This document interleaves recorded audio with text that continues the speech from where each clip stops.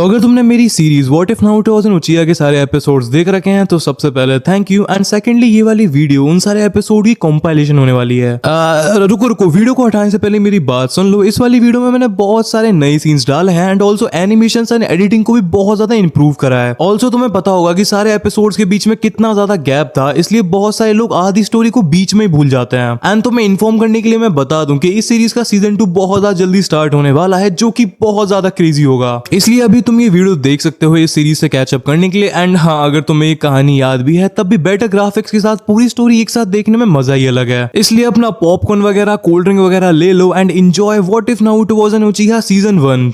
And एक last बार season 2 में भी 7 एपिसोड्स होंगे, बट एपिसोड्स की लेंथ ज्यादा होगी। मैं ट्राई करूंगा 20 मिनट के एपिसोड्स निकालने की। Now enjoy. सो क्या होता अगर नारुतो एक उचिहा होता? सो आज मैं एक सीरीज स्टार्ट करने वाला हूँ जहाँ पर नारुतो नामिकाजे या फिर उजुमाकी नहीं होगा, बट वो एक्चुअली में एक उचिहा क्लैन का मेंबर होगा। देखो भाई, नारुतो को उचिहा बनाने का सबसे ज्यादा आसान तरीका ये होता कि वो सासुके से मतलब वो उचिहा क्लैन में ही पैदा हुआ होता। बिकॉज नारुतो के उचिहा क्लैन में पैदा होने की वजह से बहुत सारी चीजें बहुत ज्यादा डिफरेंटली टेक प्लेस कर दी नारुतो एनिमे में। एज दोनों नारुतो के पेरेंट्स कुशिना एंड मिनातो में से कोई भी उचिहा नहीं था ऑफ कोर्स, जिसकी वजह से नारुतो को उचिहा बनाने के लिए उसको किसी ना किसी उचिहा के यहाँ ही पैदा होना पड़ेगा। That's pretty obvious I guess. And as Naruto हमारा मेन कैरेक्टर है तो वो किसी नॉर्मल उचिहा के यहाँ तो पैदा नहीं होगा, एंड इसलिए हमारी इस सीरीज में नारुतो पैदा होता है उचिहा क्लैन की लीडर फुगाकू उचिहा के यहाँ, जिसका मतलब है नारुतो के पापा हुए फुगाकू उचिहा एंड मम्मी हुई मिकोतो उचिहा एंड उसका ट्विन ब्रदर हुआ यहाँ पर सासुके उचिहा। हाँ, हमारी इस कहानी में नारुतो एंड सासुके साथ में पैदा होते हैं एज ट्विन ब्रदर्स। एंड इसका एक मतलब ये भी हुआ कि नारुतो के बड़े भैया होंगे the Uchiha slayer, the favourite Uchiha of Tobirama Senju, and एक ऐसा उचिहा जिसे अपने सपने में देखकर ओरोचिमारू गीला हो जाया करता था। मैं बात कर रहा हूँ नन अदर देन हमारे फेवरेट उचिहा इताची उचिहा के बारे में। सो नारुतो की स्टोरी को डिस्कस करने से पहले ये पता कर लेते हैं कि कोनोहा में इस टाइम पर चल क्या रहा है। थर्ड ग्रेट निंजा वॉर खत्म हो चुकी है एंड दोनों Fugaku Uchiha and Minato Namikaze war heroes हैं कोनोहा के लिए। एंड इस वाली स्टोरी में भी उचिहा क्लैन के लोग बहुत ही ज्यादा गुस्सा हैं कोनोहा वालों से, एज हर कोई उचिहा क्लैन का मेंबर चाहता था कि फुगाकू उचिहा ही बने 4th होकागे। बट डांजो बुड्ढे ने एंड बाकी कोनोहा के एल्डर्स ने मिलके मिनातो नामिकाजे को बना दिया 4th होकागे, एंड मिनातो की भी शादी हो रही है कुशिना के साथ। एंड इसलिए मिनातो एंड कुशिना का भी एक बच्चा होता है, और मतलब शादी हुई है तो बच्चा भी होगा आई गेस। बट जितना तुमने अब तक सोच लिया होगा, ये वाला बच्चा नारुतो उजुमाकी नहीं होगा। इस बच्चे का नाम होगा मेनमा उजुमाकी। बट मेनमा उजुमाकी अपने आप में बहुत ही ज्यादा स्पेशल होगा, एज उसको निंजुत्सु या फिर गेंजुत्सु बिल्कुल भी यूज करना नहीं आता होगा, एंड वो टोटली डिपेंडेंट होगा उसके ताइजुत्सु पर। बेसिकली अगर तुमको सिंपल वर्ड्स में समझाऊं तो मेनमा उजुमाकी हमारी सीरीज का रॉक ली होगा, जिसे अपने आप को अच्छा निंजा साबित करने के लिए अपने ताइजुत्सु को एक अलग लेवल पर लेके जाना होगा एंड बहुत ज्यादा हार्ड वर्क करना पड़ेगा। मेनमा उजुमाकी की जर्नी अपने आप में बहुत ज्यादा डिफिकल्ट होगी, जिसकी स्टार्टिंग उसके बचपन से ही हो जाती है। ओरिजिनल नारुतो सीरीज की तरह इस सीरीज में भी जब कुशिना प्रेग्नेंट थी एंड जब मेनमा उजुमाकी पैदा होने वाला था, उसी दिन ओबितो अटैक करता है कुशिना के ऊपर 9 टेल्स को कंट्रोल करने के लिए। इस टाइम पर सब कुछ नारुतो की ओरिजिनल सीरीज की तरह ही जाता है। मिनातो एंड ओबितो के बीच में फाइट होती है, जिसके बाद में कुरामा कोनोहा के ऊपर अटैक कर देता है, जिसमें मिनातो एंड कुशिना मारे जाते हैं। बट मरने से पहले मिनातो आधे कुरामा को सील कर देता है मेनमा उजुमाकी के अंदर। मिनातो मरने से पहले मेनमा उजुमाकी की जिम्मेदारी देके जाता है नशेड़ी हिरुजन सारुटोबी को। बुड्ढा हिरुजन सारुटोबी उस टाइम पर तो मिनातो से प्रॉमिस कर देता है कि वो मेनमा उजुमाकी का ध्यान रखेगा, बट तुम्हें आगे पता चल ही जाएगा कि हिरुजन कितना ध्यान रखता है मेनमा का। ये सब होने के बाद पूरे के पूरे कोनोहा में बहुत ज्यादा टेंशन थी, बट हमको एक चीज दिखाई जाती है, तीनों उचिहा ब्रदर्स इताची, सासुके एंड नारुतो के बीच की बॉन्डिंग। तुमको ये तो पता ही होगा कि ओरिजिनल नारुतो सीरीज में नारुतो बहुत ही ज्यादा प्यार करता था सासुके से।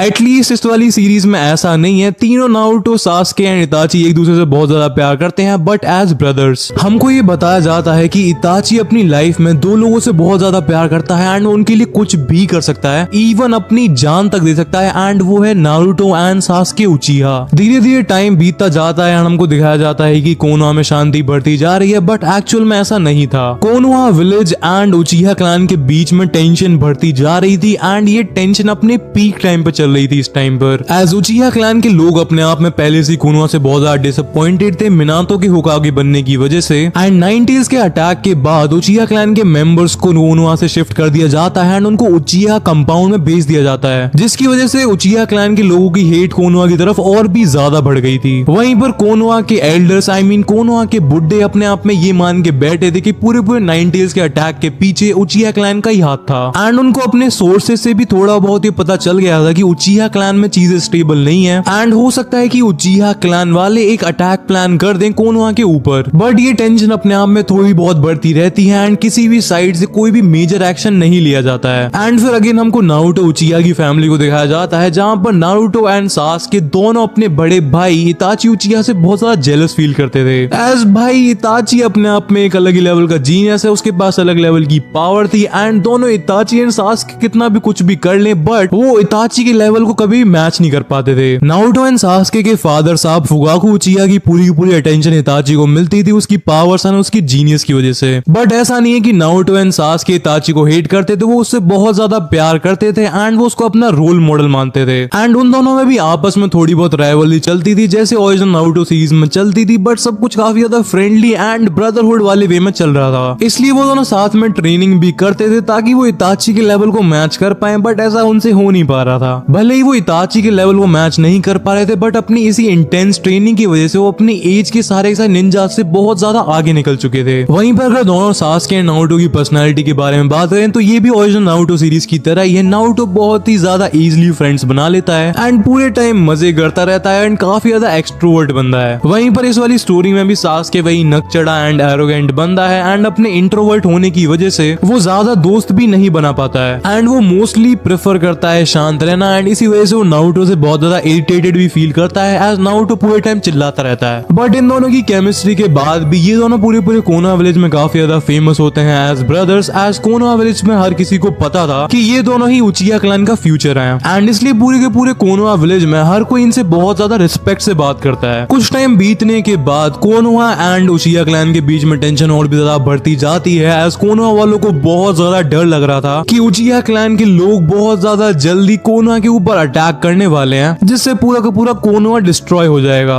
एंड इस टाइम पर इताची डांजो के अंदर काम कर रहा होता है उसकी सीक्रेट ऑर्गेनाइजेशन रूट के लिए, जहां पर वो और उसका बेस्ट फ्रेंड शिसुई उचिहा डांजो को सारी इंफॉर्मेशन देते हैं उचिहा क्लैन के बारे में, जो भी उनको उचिहा क्लैन की मीटिंग में सुनने को मिलती थी। एंड इसी सब चीज की वजह से इताची बहुत ज्यादा टेंशन में रहता था एंड सास्के एंड नारुतो के साथ बिल्कुल भी टाइम स्पेंड नहीं कर पा रहा होता था। कुछ दिन बाद फुगाकू इताची को उसकी क्लैन की मीटिंग में बुलाता है जहां पर वो लोग डिस्कस करने वाले थे कोनोहा के ऊपर कैसे अटैक किया जाए। बट ये सही इन्फॉर्मेशन इताची पहले से ही डांजो को दे देता है एंड जिस दिन ये मीटिंग होने वाली थी उस दिन डांजो शिसुई के ऊपर अटैक करके उसकी कोरो अमात्सु कामे को पाने के लिए उसकी आंख को निकाल लेता है, जिसकी वजह से उस मीटिंग की रात शिसुई इवेंचुअली इताची की आंखों के सामने मर जाता है एंड इताची की मांगे की शारिंगन अवेक हो जाती है। अगेन कुछ टाइम बाद डांजो बुड्ढा इताची के सामने ऑप्शन रखता है कि वो अपने पूरे के पूरे क्लैन को खत्म कर दे एंड उसके बदले में डांजो इताची के दोनों छोटे भाई नारुतो एंड सास्के को जिंदा छोड़ देगा। एज डांजो के अकॉर्डिंग अगर उचिहा क्लैन ने कोनोहा के ऊपर अटैक किया तो उचिहा क्लैन के सारे मेंबर्स का मरना तय है। एंड थोड़े टाइम बाद हमको दिखाया जाता है कि दोनों Naruto and Sasuke Ninja academy से वापस आ रहे होते हैं अपने घर की तरफ एंड पता नहीं क्यों उनको बहुत ही ज्यादा गलत फीलिंग आ रही होती है। एज पूरे के पूरे उचिहा कंपाउंड में बहुत ज्यादा शांति होती है एंड वो लोग काइंड ऑफ फील कर सकते थे कि कुछ ना कुछ गलत हो रहा है यहाँ पर। एंड वो दोनों जब उचिहा कंपाउंड के थोड़े और अंदर जाने लगते हैं तो उनको उनके क्लैन मेंबर्स की बॉडीज दिखाई देने लग जाती हैं एंड ये सब देख के दोनों नारुतो एंड सास्के बहुत ही ज्यादा तेजी से अपने घर की तरफ भागने लग जाते हैं। घर पर पहुंचने के बाद उनको दिखाई देता है उनका खुद का बड़ा भाई इताची उचिहा, जिसने उनके parents Mikoto Uchiha and Fugaku Uchiha को बहुत ही ज्यादा बेरहमी से मार डाला था। दोनों नारुतो एंड सास्के बहुत ही ज्यादा शॉक होते हैं एंड बहुत ही ज्यादा डरे होते हैं एंड तभी इताची उन्हें अप्रोच करता है। दोनों नारुतो एंड सास्के में से कोई भी कुछ भी बोल नहीं पा रहा होता है बट तभी इताची उनसे कहता है कि तुम जैसे वीक निंजास मेरा कभी कुछ बिगाड़ भी नहीं पाओगे एंड अगर तुम्हें अपने पेरेंट्स की मौत का बदला लेना है तो मेरे से फाइट करने आना जब तुम्हारे पास मेरी जैसी आंखें हो। सास्के इताची पे बहुत ज्यादा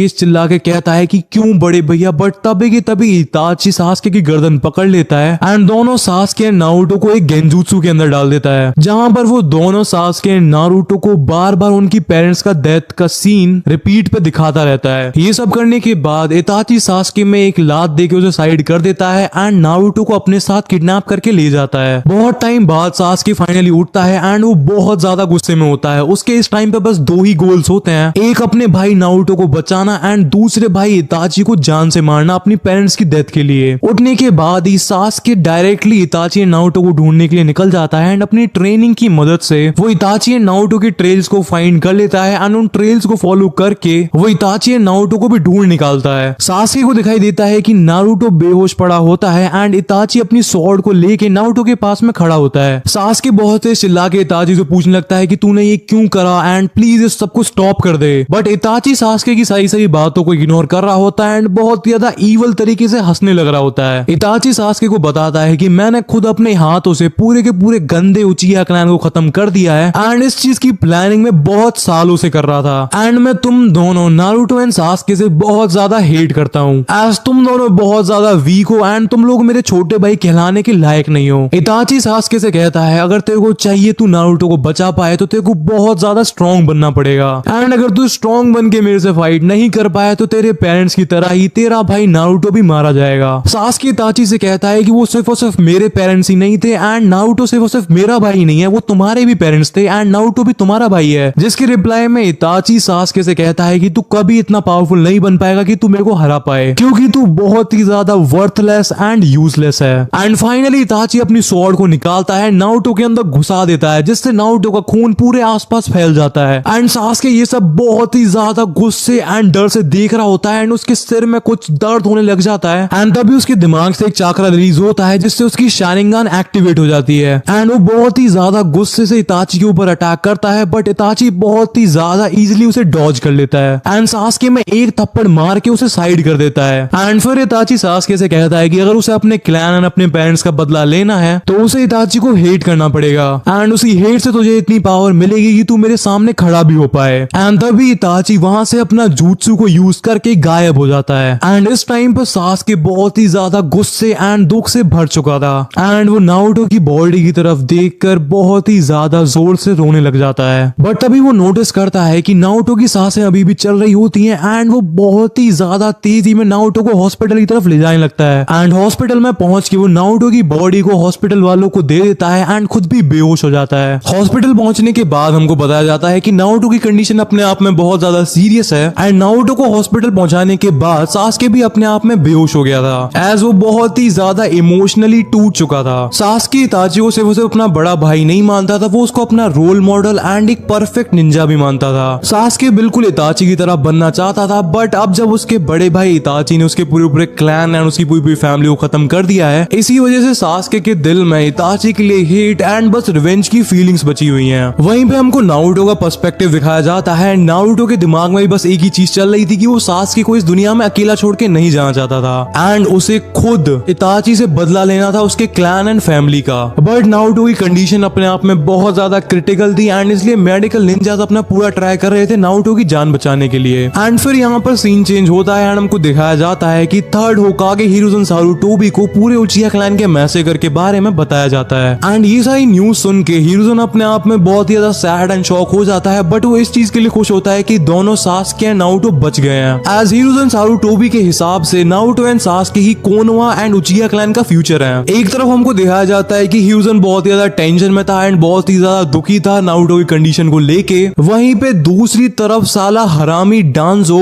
एक बहुत ही ज्यादा ईवल सी स्माइल देने लग रहा होता है। डांजो हिरुज़न से कहता है कि मेरी ऑर्गेनाइजेशन रूट में कोई ना कोई ऐसा मेडिकल निंजा जरूर होगा जो कि नारुतो को हील कर पाएगा एंड नारुतो की इस मदद के लिए डांजो नारुतो की कस्टडी मांगता है कुछ हफ्तों के लिए, जिसके लिए डांजो हिरुज़न को ये रीजन देता है कि वो और भी ज्यादा डिटेल में जानना चाहता था उचिया क्लैन के मैसेकर के पीछे के रीजंस को। डांजो के रियल इंटेंशंस क्या है वो तुम्हें वीडियो में आगे पता चली जाएंगे। थर्ड होकागे हिरुज़न सारुटोबी को कुछ भी समझ में नहीं आ रहा होता है कि डांजो नारुतो की कस्टडी को क्यों चाह रहा है एंड वो क्या प्लान कर रहा है, बट एज हिरुज़न सारुटोबी के पास कोई भी और ऑप्शन नहीं था नारुतो को बचाने के लिए, तो इसलिए वो डांजो को हाँ कह देता है एंड इसलिए हिरुज़न बहुत ही ज्यादा बेमन से डांजो के ऑफर को एक्सेप्ट कर लेता है एंड इस सब से डांजो तो बहुत बहुत ही ज्यादा खुश था। उसके बाद डांजो अपने चेले चपाटों से कह देता है नारुतो को रूट की मेडिकल फैसिलिटी के अंदर लाने के लिए। एंड इसी मेडिकल फैसिलिटी या फिर लैब में डांजो अपने बहुत ही ज्यादा डार्क एंड बहुत ही ज्यादा अजीबो गरीब एक्सपेरिमेंट्स को करा करता था। नारुतो को अपनी मेडिकल फैसिलिटी में देख के डांजो बहुत ही ज्यादा खुश हो रहा होता है, एज उसको पता था कि नारुतो बाकी सारे उचिया से बहुत ज्यादा डिफरेंट है। डांजो को अपने चेले चपाटों से खबर मिल रही थी बहुत पहले से ही कि नारुतो का चाकरा किसी भी एवरेज उचिया से बहुत ज्यादा है, जिसकी वजह से डांजो बहुत ही ज्यादा इंटरेस्टेड था शुरुआत से ही नारुतो उचिया में। एज बहुत ज्यादा टाइम से डांजो बहुत सारे एक्सपेरिमेंट्स कर रहा था अलग अलग निंजास पर हाशिरामा सेल्स को इम्प्लांट करके। एज डांजो को अपनी ऑर्गेनाइजेशन रूट में ऐसे निंजास चाहिए थे जो कि फर्स्ट होकागे की तरह वुड रिलीज को यूज कर सके, बट आज तक जितने भी डांजो ने एक्सपेरिमेंट करे हैं उनमें वो कभी भी सक्सेसफुल नहीं हो पाया था। एंड इसलिए डांजो के अकॉर्डिंग नारुतो एक परफेक्ट होस्ट होगा हाशिरामा सेल्स वाले एक्सपेरिमेंट के लिए। भाई कोई भी मल्टीवर्स हो या फिर कोई भी स्टोरी लाइन हो, तुम डांजो एंड ओरोचिमारू को अपने गंदे से एक्सपेरिमेंट्स करने से कभी रोक नहीं सकते हो। ये दोनों नहीं सुधर सकते कभी भी।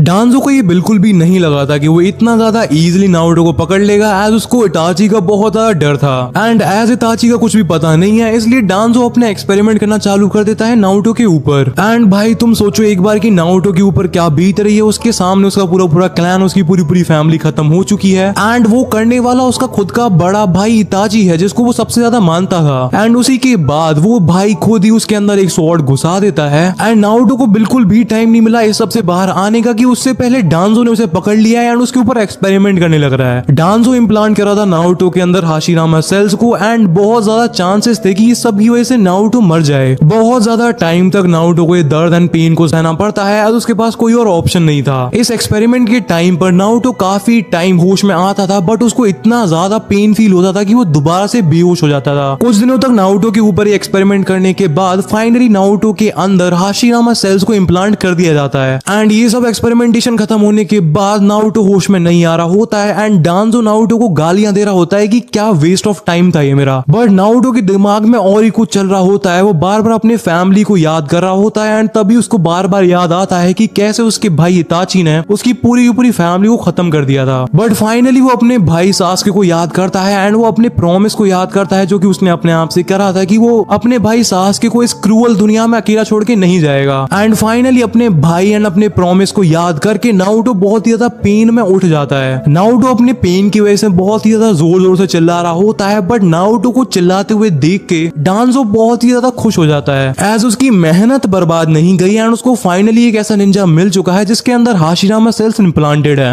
एंड डांजो ये होप कर रहा होता है कि नारुतो भी फर्स्ट होकागे की तरह वुड स्टाइल jutsus को यूज कर पाएगा। बट हमको एक चीज और दिखाई जाती है कि इन सारे एक्सपेरिमेंट की वजह से नारुतो के बालों का कलर व्हाइट हो गया था। एंड ये चीज देख के डांजो भी बहुत ज्यादा शौक में था, एज उसको बिल्कुल भी पता नहीं था कि उसके एक्सपेरिमेंट की वजह से नारुतो के बालों का कलर कैसे चेंज हो गया। बट डांजो इस चीज के बारे में ज्यादा नहीं सोचता है, एंड वो नारुतो के पास जाता है, उसे बताने लगता है कि यहाँ पर क्या हो रहा था। वो नारुतो को बताता है कि तेरे बड़े भाई इताची ने तेरे को मारने की कोशिश करी थी, एंड लकीली मैं और मेरे सबऑर्डिनेट्स ने तेरे को ढूंढ लिया, एंड हम लोगों ने तेरे को बहुत ही ज्यादा मेहनत करके बचाया है, एंड उसके लिए हमें हाशिरामा सेल्स का भी यूज करना पड़ा। एंड फिर डांजो नारुतो को बताता है कि तेरा भाई सास्के भी जिंदा है एंड वो ठीक है। एंड इसी वजह से नारुतो काफी ज्यादा एक्साइटेड हो जाता है, एंड वो डांजो से कहता है कि मेरे को इसी टाइम अपने भाई सास्के से मिलना है। बट डांजो नारुतो से कहता है कि तू अभी ठीक नहीं है, तेरी अभी अभी इतनी ज्यादा खतरनाक सर्जरीज हुई हैं, इसलिए तेरे को अभी यहाँ पर रुकना पड़ेगा। जो सुन के नारुतो बहुत ज्यादा डिसअपॉइंटेड हो जाता है एंड वहां से भागने की कोशिश करने लग जाता है। बट इवेंचुअली डांजो उसे पकड़ के फिर से बेड पे बिठा देता है, एंड फिर डांजो कुछ ऐसा करता है जिसे सुन के तुम्हारा दिमाग हिल जाएगा। डांजो नारुतो के ऊपर यूज करता है कोरो अमात्सु कामे को, जो कि उसने शिशुई को मार के पाया था। एंड कोरो अमात्सु कामे का यूज करके डांजो नारुतो की पूरी पूरी मेमोरीज को ऑल्टर या फिर चेंज कर देता है। डांजो नारुतो की मेमोरी के अंदर डाल देता है कि वो बचपन से ही नारुतो को ट्रेन करता आ रहा है एंड वो उसका मास्टर है। एंड नारुतो डांजो को बहुत ही रिस्पेक्ट करता है एंड उसकी सारी सारी बातों को मानता है। एंड डांजो नारुतो के दिमाग में ये चीज घुसा देता है कि नारुतो को स्ट्रॉन्गेस्ट निंजा बनना है एंड होकागे बनना है, ताकि कभी भी दोबारा उचिया क्लैन जैसा कांड ना हो पाए। एंड इसी के साथ डांजो नारुतो के ऊपर पूरा का पूरा कंट्रोल पा लेता है, एंड स्टार्टिंग से ही ये डांजो का प्लान था। एंड इसी के साथ जो नारुतो अपने भाई सास्के से मिलने के लिए बहुत ज्यादा एक्साइटेड था एंड डांजो के पास से भागना चाहता था, वो काफी ज्यादा शांत हो जाता है एंड डांजो की बातें सुनने लग जाता है। बट स्टिल अभी भी नारुतो के दिल में इताची के लिए बहुत ज्यादा हेट थी, एंड वो अभी भी इताची को खत्म करना चाहता है अपने क्लैन का बदला लेने के लिए। एज अब नारुतो को लगता है कि इताची ने बहुत ज्यादा गलत करा उचिया क्लैन को खत्म करके, एज उसकी वजह से कोनोहा को बहुत ज्यादा डैमेज हुआ है। एंड एंड हो सकता है कि दूसरे विलेज वाले इस अपॉर्चुनिटी को देख के कोना के ऊपर अटैक कर दें। एंड डांजो ये सब देख के बहुत ही ज्यादा खुश हो रहा था एज उसका प्लान परफेक्टली एग्जीक्यूट हो चुका था। एज उसके कंट्रोल में अब एक ऐसा निंजा है जिसका चाकरा बाकी सारे उचिया से बहुत ज्यादा हाई है। स्टिल वो अपने आप में उचिया क्लैन का वारिस है एंड उसके अंदर हाशिरामा सेंजू के सेल्स भी हैं। डांजो को दिख रहा था कि नारुतो आगे जाके पूरे निंजा वर्ल्ड का one of the strongest Ninja बनने वाला है एंड हिरुजन को किसी भी तरह का कोई भी शक ना हो, इसलिए डांजो नारुतो को ऑर्डर देता है हिरुजन के पास जाने के लिए एंड वो शैडोज में रह के ही नारुतो को मैनिपुलेट करेगा।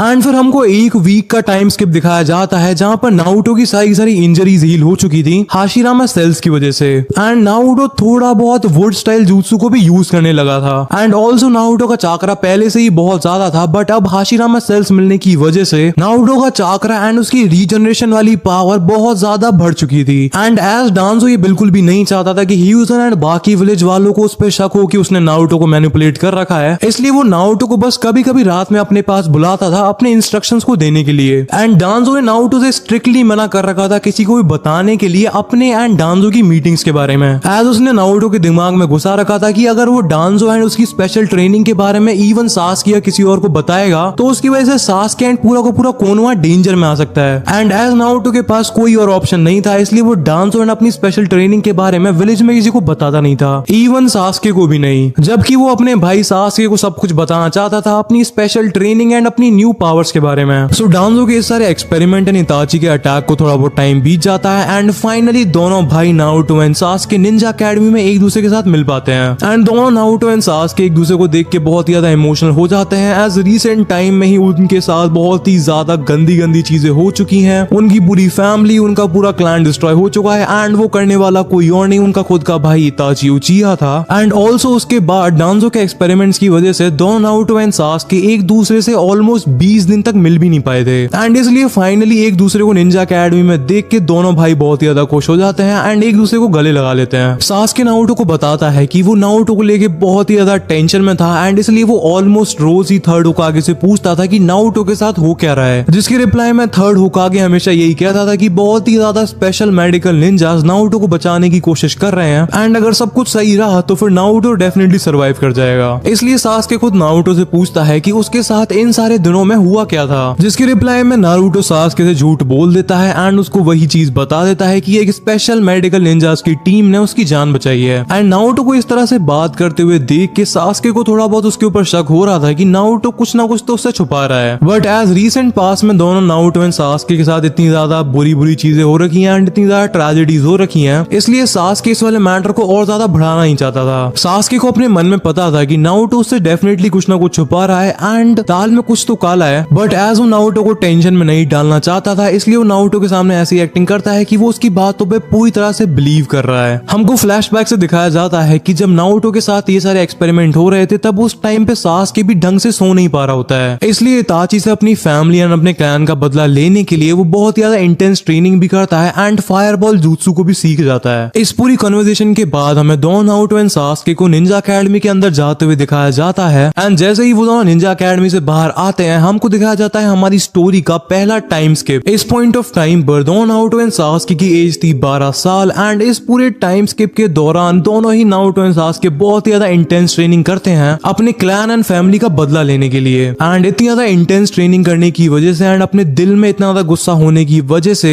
दोनों सास्के एंड नारुतो बहुत ही ज्यादा पावरफुल हो गए थे एंड बाई स्पेशली नारुतो तो लिटरली एक निंजा मॉन्स्टर बन चुका था। इन दोनों भाइयों ने पावर्स के मामले में अपनी पूरी क्लास को बहुत ही ज्यादा बड़ी मार्जिन से सरपास कर दिया था। अगर सास्के की बात करें तो उसने इस टाइम पर 3-2 में शारिंगान को मास्टर कर लिया था, जिसकी वजह से उसके रिफ्लेक्सेस बहुत ही ज्यादा फास्ट हो गए थे। ऑल्सो उसने अपने मुंह से आग थूकना भी उसने फायरबॉल jutsu को भी मास्टर कर लिया था, जिसकी वजह से वो बहुत ही ज्यादा पावरफुल हो गया है। वहीं पर अगर नारुतो की बात करें तो नारुतो ने अभी तक शारिंगान को अवेक नहीं किया है बट अपने वुड स्टाइल jutsu को बहुत ही ज्यादा एडवांस कर लिया है एंड एज के बढ़ने के साथ नारुतो का चाकरा भी और ज्यादा बढ़ चुका है। सो हमको निंजा अकेडमी का सीन दिखाया जाता है एंड हमको दिखाया जाता है कि दोनों नारुतो एंड सास्के साथ में बैठे हुए थे एंड ये उनका निंजा अकेडमी का आखिरी दिन था। एज आज के दिन ही उनको निंजा बनाया जाएगा एंड उनको उनकी टीम एंड सेंसे मिलेंगे। सो डेस्क पे बैठकर दोनों सास्के एंड नारुतो बात कर रहे होते हैं साकुरा के बारे में। नारुतो सास्के से कहता है कि भाई आज वो गुलाबी बाल वाली अनोइंग सी लड़की नहीं दिख रही, जिसके रिप्लाई में सास्के नारुतो से कहता है कि अच्छा है भाई आज उसकी शक्ल ना ही देखनी पड़े तो ही अच्छा है। इनो सास्के एंड नारुतो की बातों को कान लगा के सुन रही होती है एंड वो उनकी कन्वर्सेशन को इंटरप्ट करती है एंड कहती है साकुरा तो एक फॉरबिडन jutsu वाले स्क्रोल को चुराने के लिए गई हुई है। फॉरबिडन jutsu का नाम सुन के दोनों सास्के एंड नारुतो बहुत ज्यादा इंटरेस्टेड हो जाते हैं एंड वो इनो से पूछते हैं कि साकुरा कहाँ पर है, जिसके रिप्लाई में ऑफ कोर्स इनो कहती है कि उसे नहीं पता। एंड इतना सुन के सास्के इनो को अपने गेंजुत्सु में डालने वाला ही था, इतने में नारुतो उसे रोक लेता है एंड कहता है कि उसको ढूंढने का काम मेरे पे छोड़ दे। डांजो के साथ ट्रेनिंग करने की वजह से नारुतो थोड़ा बहुत नेचर चाकरा को सेंस कर पाता है एंड अपनी इसी ट्रेनिंग को यूज करके वो साकुरा को ढूंढ निकालता है। हमको दिखाया जाता है कि साकुरा फॉरबिडन स्क्रोल को लेके भाग रही होती है एंड मिजुकी उसके पीछे पड़ा होता है। वेल जैसे ओरिजिन नारुतो एनिमे में मिजुकी ने नारुतो को ट्रिक करा था उसके लिए शैडो क्लोन jutsu वाला स्क्रोल को चुराने के लिए, एंड हमारी कहानी में मिजुकी ने साकुरा को मैनिपुलेट करा है उसके लिए एक फॉरबिडन स्क्रोल को चुराने के लिए, ताकि वो साकुरा को मार के फॉरबिडन jutsu वाले स्क्रोल को चुरा पाए एंड खुद फॉरबिडन jutsu को यूज करके पावरफुल हो जाए। हमको फ्लैशबैक में दिखाया जाता है कि मिजुकी साकुरा के पास जाता है एंड वो उससे कहता है कि मेरे को पता है कि तेरे फोरहेड पे एक हेलीकॉप्टर तक लैंड हो सकता है एंड तू इस चीज से काफी ज्यादा परेशान है, इसलिए अगर तेरे को अपने फोरहेड का साइज कम करना है तो तेरे को ज्यादा कुछ नहीं करना है, तेरे को बस होकागे ऑफिस से एक फॉरबिडन jutsu वाला स्क्रोल चुराना है। ये सब सुन के साकुरा मिजुकी के ऊपर बहुत ज्यादा गुस्सा हो जाती है, बट उसके दिमाग में कुछ और ही चीज चल रही थी। एंड तभी वहां से सीन कट होता है एंड हमको दिखाया जाता है कि साकुरा के हाथ में था फॉरबिडन स्क्रोल एंड मिजुकी उसके पीछे उसे मारने के लिए भाग रहा होता है। मिजुकी साकुरा के ऊपर एक बहुत ज्यादा बड़ी से कुनाए से अटैक करता है एंड उस कुनाए का यूज करके मिजुकी साकुरा को मार डालता है। नारुतो एंड सास्के वहां पर पहुंचने में लेट हो गए थे एंड साकुरा को इस हालत में देख के दोनों को ही बहुत ज्यादा गुस्सा आ जाता है। नारुतो अपना वुड स्टाइल jutsu का यूज करके मिजुकी को कैप्चर कर लेता है एंड फिर दोनों नारुतो एंड सास्के इस पूरे एक्सीडेंट के बारे में थर्ड होकागे को बता देते हैं। सीन फिर से चेंज होता है एंड हमको फिर से नारुतो एंड सास्के को निंजा अकेडमी में दिखाया जाता है। वो दोनों वहां पर बैठे हुए थे एंड काफी ज्यादा दुखी थे, तभी उनके पास में एक निंजा आता है जो कि एक्चुअली में उनका टीममेट होने वाला था एंड वो निंजा कोई और नहीं डांजो के लिए काम करने वाला साई था।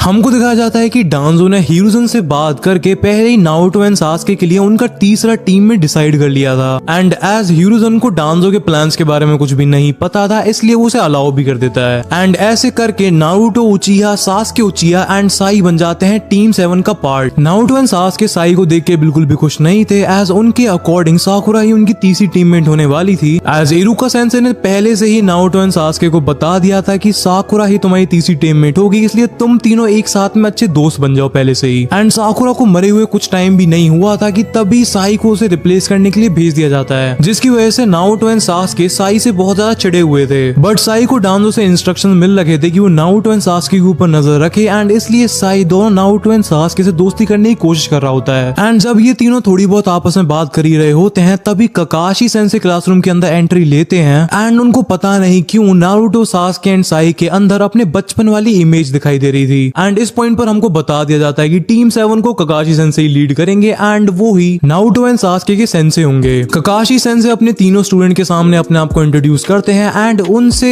निंजा अकेडमी की छत पे जाने के लिए कहते हैं। निंजा अकेडमी के रूफ टॉप पे पहुंचने के बाद ककाशी अपने तीनों स्टूडेंट से उनका इंट्रोडक्शन मांगते हैं। सबसे पहले साई अपने आप को इंट्रोड्यूस करने जाता है एंड वो कहता है कि मेरे को बहुत ज्यादा हार्ड वर्क करके बहुत ज्यादा पावरफुल होना है एंड मेरे को अपने टीममेट्स का ट्रस्ट भी जीतना है एंड उनका बहुत ज्यादा अच्छा दोस्त बनना है। एंड ये बातें साई बिना किसी इमोशन कह रहा होता है, जिसे ककाशी सेंसे भी नोटिस कर लेते हैं। एंड इसके बाद सास्के अपने आप को इंट्रोड्यूस करने के लिए जाता है। सास्के अपना बेसिक इंट्रोडक्शन देना स्टार्ट करता है एंड अपने नाम वगैरह के बारे में बताता है, बट धीरे धीरे उसकी एक्चुअल फीलिंग्स ककाशी सेंसे के सामने आने लग जाती हैं। सास्के ककाशी सेंसे को बताता है कि मेरे को एक सर्टेन निंजा को खत्म करके अपने पूरे क्लैन एंड अपनी पूरी फैमिली का बदला लेना है एंड यही मेरी लाइफ का सबसे ज्यादा इंपॉर्टेंट मिशन है। एंड सास्के को इतनी ज्यादा गुस्से में देखने की वजह से ककाशी सेंसे अपने दिमाग में सोच रहे होते हैं कि नारुतो अपने इंट्रोडक्शन में क्या कहेगा। इसके बाद नारुतो अपने आप को इंट्रोड्यूस करने जाता है एंड वो कहता है कि मेरे को पूरी दुनिया का सबसे ज्यादा पावरफुल निंजा बनना है एंड ऑल्सो मेरे को कोनोहा का नेक्स्ट होकागे भी बनना है, ताकि मैं कोनोहा को बाकी सारे विलेजेस एंड उसके दुश्मन से बचा पाऊं। एंड नारुतो का ऐसा रिस्पॉन्स सुन के दोनों ककाशी सेंसे एंड सास्के बहुत ज्यादा शॉक हो जाते हैं। ककाशी सेंसे इसलिए शॉक थे कि उन्होंने पहली बार एक इतनी कम उम्र का निंजा इतने ज्यादा well defined and structure goals के साथ देखा है, जिसके साथ पास्ट में इतनी ज्यादा ट्रेजेडीज भी हो रखी हैं। एंड सास्के इसलिए शॉक था क्योंकि नारुतो ने अपने इंट्रोडक्शन में उसके क्लैन, उसकी फैमिली एंड इताची के बारे में कुछ भी बोला ही नहीं। एंड ऑल्सो सास्के नारुतो के मुंह से पहली बार होकागे बनने के बारे में कुछ सुनता है, जिसकी वजह से सास्के को नारुतो के ऊपर थोड़ा बहुत और शक होने लग जाता है। सारे इंट्रोडक्शन हो जाने के बाद ककाशी सेंसे पूरी टीम टीम 7 को अगले दिन ट्रेनिंग ग्राउंड पे बुलाते हैं एक टेस्ट के लिए। ये टेस्ट और कुछ नहीं, ककाशी सेंसे का फेमस बेल टेस्ट होने वाला था। तीनों Naruto, Sasuke and Sai training ground में ककाशी सेंसे का वेट कर रहे होते हैं, but as usual Kakashi sensei बहुत ज्यादा लेट होते हैं एंड इवेंचुअली ट्रेनिंग ग्राउंड पे पहुंचकर वो बहाने मारना स्टार्ट कर देते हैं। वो बहाना मारते हुए अपने स्टूडेंट्स को बताते हैं कि वो एक किताब पढ़ रहे थे एंड वो किताब पढ़ते पढ़ते गीले हो गए। आई मीन उनके ऊपर कॉफी गिर गई। दोनों नारुतो एंड सास्के एक दूसरे को देख के बहुत ज्यादा अजीब से एक्सप्रेशन दे रहे होते हैं एज उनको भाई ककाशी सेंसे पर डाउट होने लगा कि ककाशी सेंसे के बारे में जो र्यूमर्स है कि वो बहुत ज्यादा पावरफुल निंजा है, वो सच भी है या फिर नहीं। इस सब के बाद ककाशी सेंसे तीनों को बेल टेस्ट के रूल्स के बारे में समझा देते हैं एंड उन्हें बता देते हैं कि अगर तुम ये वाला टेस्ट पास नहीं कर पाए तो तुम्हें फिर से निंजा अकेडमी में वापस भेज दिया जाएगा। इसके बाद बेल टेस्ट स्टार्ट होता है एंड ककाशी सेंसे अपना मस्त जिराया सेंसे की किताब को पढ़ रहे होते हैं एंड वेट कर रहे होते हैं अपने स्टूडेंट्स का उनके ऊपर अटैक करने के लिए। बट तीनों नारुतो, सास्के एंड साई में से कोई भी ककाशी सेंसे के ऊपर अटैक नहीं करता है एंड तीनों एक ही जगह पे खड़े हुए होते हैं, जिससे ऑफ कोर्स ककाशी सेंसे बहुत ज्यादा कंफ्यूज हो जाते हैं कि उनके स्टूडेंट्स कर क्या रहे हैं। बट अचानक से ककाशी सेंसे के पैरों के नीचे से पेड़ों की रूट निकल के आ जाती हैं एंड उनको पकड़ लेती हैं एंड तभी सास्के एक बहुत ही ज्यादा पावरफुल फायरबॉल jutsu यूज करता है ककाशी सेंसे की तरफ एंड उस अटैक को डॉज करने के लिए ककाशी सेंसे को अपनी बुक साइड में रखनी पड़ती है। फायरबॉल jutsu से बचने के लिए ककाशी सेंसे सब्स्टिट्यूशन jutsu का यूज करते हैं एंड वो जैसे तैसे करके फायरबॉल jutsu को डॉज तो कर देते हैं, बट उनको थोड़ा बहुत डैमेज तो हो ही गया था। बट जैसे ही थोड़ा बहुत धुआं क्लियर होता है, ककाशी सेंसे देखते हैं कि सास्के एंड साई बहुत ज्यादा आराम से वहां पर खड़े होते हैं एंड तभी ककाशी सेंसे नोटिस करते हैं कि बेल्स एंड नारुतो दोनों ही गायब हैं। ककाशी सेंसे मुड़ के देखते हैं एंड वो देखते हैं कि नारुतो के हाथ में घुंघरू आई मीन नारुतो के हाथ में बेल्स होती हैं। हमको बताया जाता है कि बेल टेस्ट को पास करने के लिए सास्के एंड नारुतो ने बहुत ही ज्यादा अच्छे टीम वर्क का यूज करा था। सास्के की फायरबॉल jutsu के बाद जब ककाशी सेंसे अपना सब्स्टिट्यूशन jutsu को यूज कर रहे थे, तब सास्के ने अपने शारिंगान का यूज करके बेल्स की एग्जैक्ट लोकेशन नारुतो को बता दी थी एंड फिर नारुतो ने अपने वुड स्टाइल jutsu का यूज करके ककाशी सेंसे से उनकी बेल्स को चुरा लिया था एंड अपने स्टूडेंट्स की इतनी ज्यादा क्रेजी पावर्स एंड इतने ज्यादा अच्छे टीम वर्क को देख के ककाशी सेंसे बहुत ज्यादा शॉक हो जाते हैं एंड फिर वो अपने स्टूडेंट से कहते हैं कि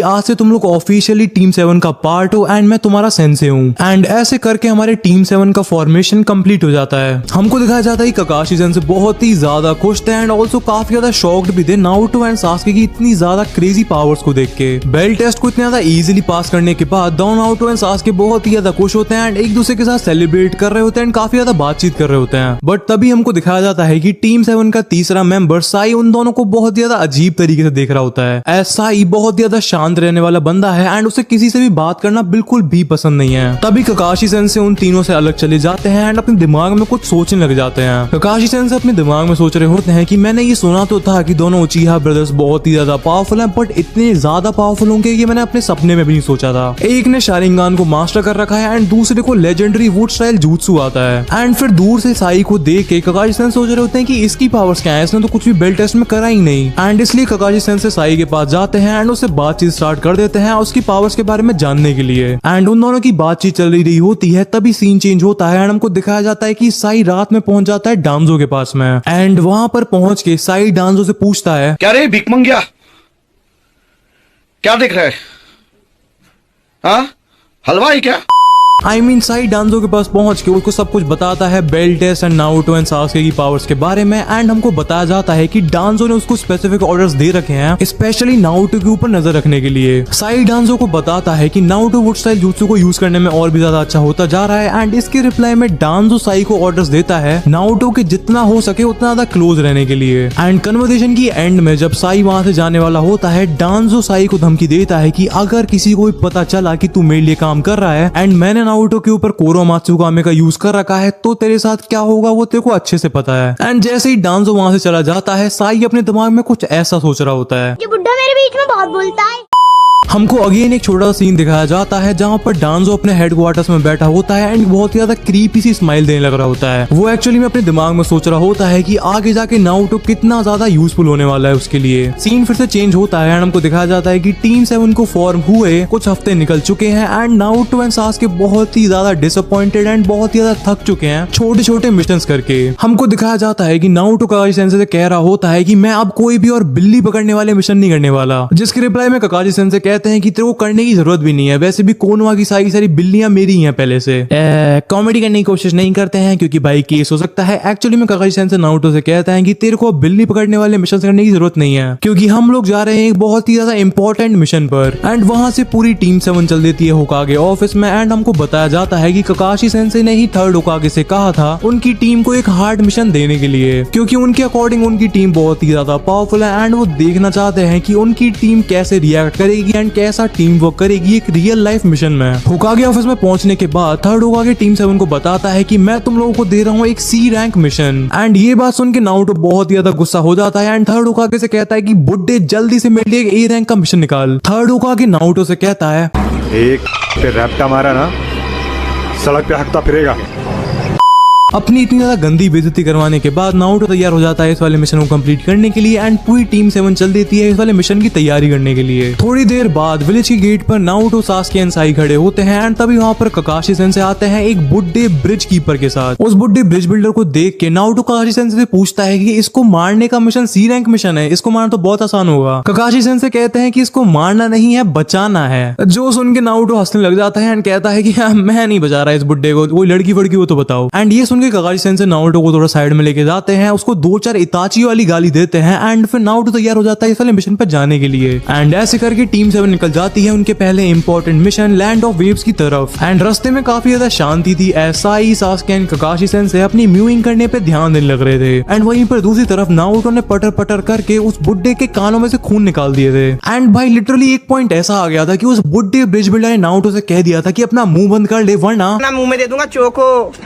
नारुतो एक ही एपिसोड में तीसरी बार अपनी बेइज्जती करवाने के बाद थोड़ी देर के लिए शांत हो जाता है, बट तभी के तभी 2 अननोन चूनिन रैंक के निंजास टीम 7 के ऊपर अटैक कर देते हैं। एंड जिससे पहले नारुतो एंड सासके कुछ भी कर पाते, वो 2 निंजास मिलकर लिटरली काकाशी सेंसे को बीच में से काट डालते हैं। एंड काकाशी सेंसे को ऐसे उनकी आंखों के सामने मरते हुए देख के सासके को बहुत ही ज्यादा गुस्सा आ जाता है एंड वो अपना शारिंगान एक्टिवेट कर लेता है। एंड वहीं पर दूसरी तरफ नारुतो लिटरली रोने लग जाता है एंड कह रहा होता है कि भले कितना भी गंदा था तो मेरा सेंसे ही। एंड जैसे ही नारुतो ये वाला सेंटेंस कंप्लीट करता है, कोई नारुतो के पीछे से उसमें बहुत ही ज्यादा जोर की लात मारता है। एंड फिर हमको दिखाया जाता है कि नारुतो में वो लात खुद काकाशी सेंसे नहीं मारी थी। हमको बताया जाता है कि काकाशी सेंसे ने वहां से निकलने के लिए सब्स्टिट्यूशन जुत्सु का यूज कर लिया था। एंड उन्होंने ऐसा एक्ट करा कि उन वाले निंजास ने काकाशी सेंसे को मार दिया है, क्योंकि वो नारुतो एंड सासके को टेस्ट करना चाहते थे एक रियल लाइफ कॉम्बैट में। बट नारुतो ने उनके पूरे प्लान पर पानी फेर दिया। बट स्टिल काकाशी सेंसे अपनी टीम से कहते हैं उन 2 निंजास को ठिकाने लगाने के लिए। सासके अपने शारिंगान एंड ताइजुत्सु का यूज करके एक निंजा को बहुत ही ज्यादा इजी लपेट लेता है एंड दूसरे निंजा पर नारुतो यूज करता है अपना वुड स्टाइल jutsu, जिसका यूज करके नारुतो से वहीं पे कैप्चर कर लेता है। एंड फिर सासके अपने फायरबॉल jutsu का यूज करके उसे वहीं पे खत्म कर देता है। नारुतो एंड सासके को ऐसे फाइट करते हुए देख के काकाशी सेंसे उन दोनों को शाबाशी देते हैं एंड नारुतो के सर पे एक टपली भी मार देते हैं। नारुतो काकाशी सेंसे से कंप्लेन करता है कि ये अपनी बचकांड वाली हरकतें मत किया करो प्लीज, एंड ये सारी मेहनत हमसे मत कराया करो। काकाशी सेंसे नारुतो की तरफ थोड़ा सीरियसली देखते हैं एंड नारुतो काकाशी सेंसे से कहने लग जाता है कि ये तो मैंने बोला ही नहीं, ये साई बोलने लग रहा है, ये सब ऐसा नहीं बोलना चाहिए बिल्कुल। वेल काकाशी सेंसे पूरी टीम को बताते हैं कि ये निंजा असैसिन्स थे एंड इनको हायर करा गया होगा ब्रिज बिल्डर को मारने के लिए। एंड हो सकता है कि आसपास और भी ऐसे निंजास हों जो कि ब्रिज बिल्डर को मारने के लिए आए, यानी कि हमको मारने के लिए आए। जिसका नारुतो एक बहुत ज्यादा इजी सॉल्यूशन बताता है कि इस बुड्ढे को छोड़ के चले जाते हैं ना, वैसे भी बुड्ढा ये मर जाएगा तो क्या हो रहा है। काकाशी सेंसे अपने पास वाले पेड़ से एक पत्ती तोड़ते हैं एंड उसको कन्वर्ट कर देते हैं एक लकड़ी की स्टिक में, जिसे देख के नारुतो फिर से चुप हो जाता है। नारुतो एंड सासके अपनी पंचायत फिर से स्टार्ट कर देते हैं एंड पूरी टीम 7 फिर से आगे बढ़ने लग जाती है। बट तभी साई कुछ नोटिस करता है। वो अपने सेंसरी स्किल्स का यूज करके काकाशी सेंसे को बताता है कि उस वाले झाड़ में कुछ तो है। काकाशी सेंसे उस वाले झाड़ के पास जाते हैं, उसमें अपना हाथ देते हैं एंड उसमें से निकलता है एक खरगोश। तभी नारुतो कहने लग जाता है कि भाई ये बनेंगे निंजा। काकाशी सेंसे बताते हैं कि ये कोई नॉर्मल खरगोश नहीं है एंड ये कोनोहा के पास तो बिल्कुल ही पाया नहीं जाता है। एंड तभी वो खरगोश गायब हो जाता है एंड टीम 7 की तरफ आने लगता है एक बहुत ही ज्यादा बड़ा ब्लेड। एंड जिस किसी ने भी नारुतो एनिमे देख रखा है उसे समझ में आ गया होगा कि ये वाला ब्लेड किसका है। ब्लेड टीम 7 की तरफ बढ़ रहा होता है एंड एक निंजा उसे कैच कर लेता है एंड उस निंजा को देखकर काकाशी सेंसे उसे इमीडिएटली पहचान जाते हैं। वो निंजा और कोई नहीं, मिस्ट विलेज का एक बहुत ही ज्यादा डेंजरस एंड बहुत ही ज्यादा पावरफुल निंजा था जिसका नाम है डीमन ज़ाबुज़ा। ज़ाबुज़ा को देखते ही काकाशी सेंसे साई से कह देते हैं ब्रिज बिल्डर को बचाने के लिए एंड नारुतो एंड सासके से कह देते हैं उनके साथ फाइट करने के लिए। Kakashi sensei Naruto and Sasuke को बताते हैं कि ये वाला मिशन अब ए रैंक मिशन बन चुका है और हो सकता है ये एस रैंक मिशन भी बन चुका हो, क्योंकि हमारा एनिमी एक कागे लेवल थ्रेट है। एंड इसलिए अब कोई भी जोक, कोई भी मजाक नहीं, इस वाले मिशन को जितना हो सके उतना सीरियसली लेना है। एंड तभी ककाशी सेंसे अपने हेडमैन को ऊपर करते हैं। Naruto and Sasuke Kakashi sensei के शारिंगान को देख के शॉक हो जाते हैं। उनको समझ में नहीं आ रहा होता है कि ककाशी सेंसे के पास शारिंगान कहां से आया, बट तभी नारुतो कहता है कि इस बारे में सोचने के लिए अभी बिल्कुल भी टाइम नहीं है। सासुके तभी की तभी अपने शारिंगान को एक्टिवेट करता है एंड नारुतो भी फुल अपना फाइटिंग मोड में आ चुका था। ज़ाबुज़ा दो शारिंगान यूजर्स को देख के कहता है कि ये वाली फाइट थोड़ी तो टफ होगी शायद। ज़ाबुज़ा को लग रहा था कि ककाशी सेंसे के साथ दो गैनिन्स हैं तो वो कितने ही ज्यादा पावरफुल होंगे, इसलिए उसे अपना पूरा ध्यान ककाशी सेंसे पे लगाना चाहिए। एंड इस टाइम पर भी ज़ाबुज़ा को लग रहा था कि ये वाली फाइट वो काफी ज्यादा इजीली जीत जाएगा। ज़ाबुज़ा अपने दो वाटर क्लोन्स को बनाता है एंड उनको भेज देता है नारुतो एंड सासुके से लड़ने के लिए, एंड वहीं पर खुद चले जाता है ककाशी सेंसे से लड़ने के लिए। एंड ऐसे करके एक बहुत ही ज्यादा इंटेंस फाइट स्टार्ट हो जाती है। नारुतो एंड सासुके अपने टीम वर्क का यूज करके एंड सासुके के फायरबॉल जुत्सु का यूज करके ज़ाबुज़ा के दोनों वाटर क्लोन्स को खत्म कर देते हैं। बट जैसे ही वो ककाशी सेंसे की तरफ देखते हैं वो नोटिस करते हैं कि ज़ाबुज़ा ने ककाशी सेंसे को एक वाटर प्रिजन के अंदर कैद कर लिया था। एंड ये देख के नारुतो कहता है कि आई होप कि इस बार भी ककाशी सेंसे मजाक कर रहे हो। बट स्टिल मैं तुमको एक छोटा सा रिकैप दे देता हूँ कि लास्ट वाले एपिसोड में क्या हुआ था। डांजो ने कोरो अमात्सुकामे का यूज करके नारुतो को अपने कंट्रोल के अंदर ले रखा है एंड साकुरागे खत्म हो जाने की वजह से टीम 7 में डांजो अपने वफादार साई को घुसा देता है। एंड टीम 7 के बेल टेस्ट को पास करने के बाद हमारी टीम निकलती है अपने पहले बड़े एंड इंपॉर्टेंट मिशन की तरफ, जो की था एक बुड्ढे ब्रिज बिल्डर को उसके घर पे पहुंचाना। एंड इसी मिशन के दौरान बहुत सारे निंजास ब्रिज बिल्डर को मारने के लिए हमारी टीम 7 के ऊपर अटैक करते हैं, but Naruto Sasuke and Kakashi sensei मिलके उनको ठिकाने लगा देते हैं। बट लास्ट वाले एपिसोड के एंड में मिस्ट विलेज का एक बहुत ही ज्यादा पावरफुल एंड बहुत ही ज्यादा फेमस निंजा अटैक करता है टीम 7 के ऊपर एंड नारुतो एंड सासुके को अपने वाटर क्लोन से डिस्ट्रैक्ट करने के बाद वो ककाशी सेंसे को एक वाटर प्रिजन के अंदर बंद कर देता है। इस निंजा का नाम था ज़ाबुज़ा मोमोची, जो कि मिस्ट विलेज के फेमस स्वॉर्ड्समैन में से एक था। एंड इसके पास एक बहुत ही ज्यादा फेमस एंड बड़ी स्वॉर्ड थी जो कि मिस्ट विलेज में बहुत ही ज्यादा फेमस है। सो यही सब हुआ था पिछले वाले एपिसोड में। अब स्टार्ट करते हैं what if Naruto was an उचिहा का एपिसोड 5। एपिसोड की स्टार्टिंग में हमको दिखाया जाता है कि नारुतो एंड सासुके दोनों बहुत ज्यादा शॉक थे एज पहली बात ककाशी सेंसे के पास एक शारिंगान है एंड दूसरी चीज ज़ाबुज़ा ने उन्हें एक वाटर प्रिजन के अंदर कैद कर दिया है। नारुतो सासुके की तरफ देख के कहता है कि मैं तो तेरे से पहले ही कहा था कि ककाशी सेंसे बस अपने नाम के लिए फेमस है। एंड सासुके नारुतो को चुप कराता है एंड कहता है कि भाई प्लीज फाइट पे ध्यान दे। तभी ज़ाबुज़ा दोनों सासुके एंड नारुतो से हंसते हुए कहता है कि बच्चों तुम लोगों का टाइम आ चुका है, तुम लोग अपने आप ही सरेंडर कर दो।